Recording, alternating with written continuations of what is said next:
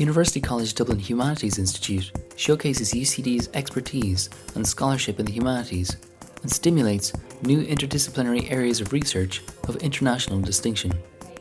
Under the central theme of culture, society and change, the research priorities for 2015 to 2018 are memory, environment and global histories, gender, sexuality and culture, and digital and media cultures. The advocate for the environment and global histories theme is Sharae Deckard. Environmental humanities includes a range of approaches to how we understand nature, ecology, and the environment. This might start with more traditional understandings of what's sometimes been called eco-criticism, looking at nature writing, looking at direct representations of the natural world. And of course, Irish literature has a very rich vein of sensuous description of environments, of rivers, of birds. However, environmental humanities can also address more specifically the contemporary global challenges that face our society, and talk about things like food and water and waste and weather. So not just landscape or not just farms and bogs, but also financialization, economic crisis, the ways in which these transform our environments and the ways that we both make environments and are made by them. In my own work, I explore literatures representing environmental crisis in countries that have industrializing and emerging economies. These countries are sometimes known as the BRICS. So I think about how things like water crisis or the new scramble for resources in South America are represented in literatures from South America or from China or from India.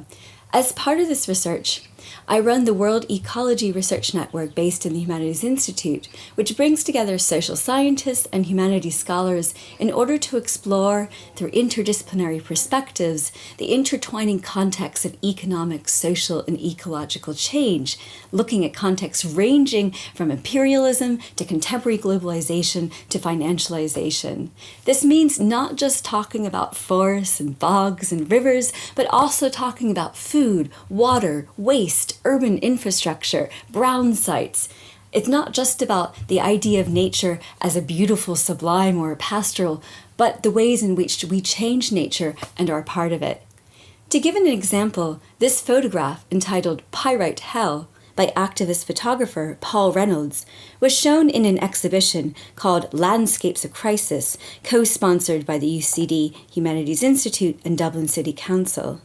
The picture depicts an empty lot, a brown site. You can see a bit of grass growing, but it's littered with trash. It's not a picture of ideal nature. It's not a beautiful landscape from the countryside. The brown site is located across the Liffey River from the unfinished Anglo-Irish bank building. You can see the light gleaming on the exposed rebar as it stands above. This is an icon of post-bust Ireland.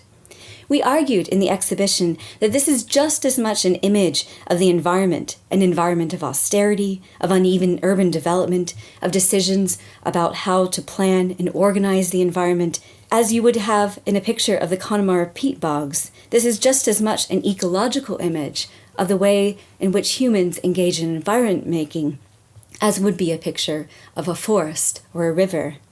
In other words, our research is not just about looking for stereotypes of nature as some beautiful pastoral escape, but it's also about thinking about how our landscapes are made and transformed throughout history, and how we might contribute to new and better ways of environment making in the future.